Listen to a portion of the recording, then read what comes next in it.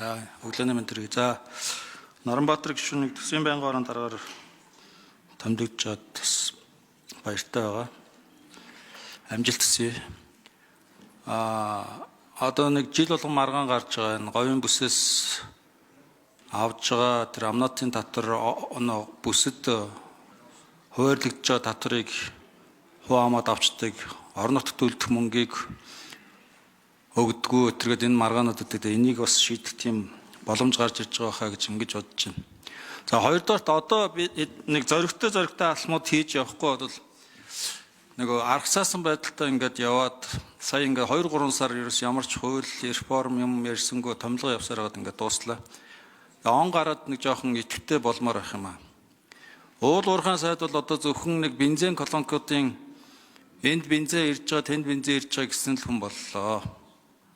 Энэ нефтийн үнийг чөлөөлё одоо зоригтой. Бензин тасны цаг хугацаа зааж байгаад оруулж ирэх чадах нь оруулж иргээд ингээд чөлөөлчмөр ах юм.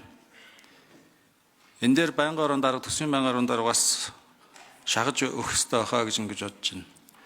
За ялангуяа одоо энэ говийн юутай бүстэй холбоотой оюутлогын асуудлаар ингээд бөө маргаан болж байгаа. Их хурлын даргад ч гэсэн одоо хэлмээр байгаа энэ засгийн газрын хэрэглэхийн дарга боллоор оюутлоготой яг хилцээр явж байна. Энэ үед ийм оюутлогын нөгөө хилцүүлэг болох гэдэг нэ гэдэг ингээд яриад байдаг. Тэгэхээр энийг одоо энэ үндэсний аюулгүй байдлын зөвлөлт дээр ярьж байгаа шийдэж болдгоо юм уу?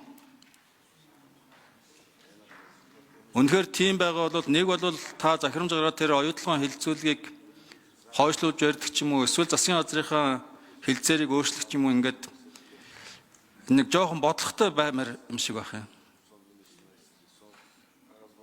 Их хурл дээр нэг өөр юм яриад, засаг нь өөр юм яриад ингэж яваад иж болмооргүй байх юм олонх. Тэгээ шинээр томдогдож байгаа төсвийн байнгын орон дарга иймэрхүү бодлогын юмрууд руу нэлээд орж өгмөр байна. Дээр нь энэ хэмнэлтийн хуулийг болио одоо. Хэмнэлтийн хууль бол энэ хөрөнгө оруулалтуудыг хэнийх нь хөрөнгө оруулалтуудыг явуулах уу, хэнийх нь хөрөнгө оруулалтыг явуулахгүй вэ гэдэг юмыг л шийддэг ийм хууль болж таарсан. Зарим хөрөнгө оруулалтууд нь бол харж байгаа л баахан юм хэлж гацааж жагаад хэмнэлтийн хуулийн дагуу ингээд зогсоолоо гэдэг ийм болсон. За дөрөвт нь бол энэ орон нутагт эрх өгөх ажлыг энэ төсвтэй холбоотой ажлыг одоо анхаарч шууд одоо төсвийн байнгын орон дараагийн хурал дээр нэлээд юу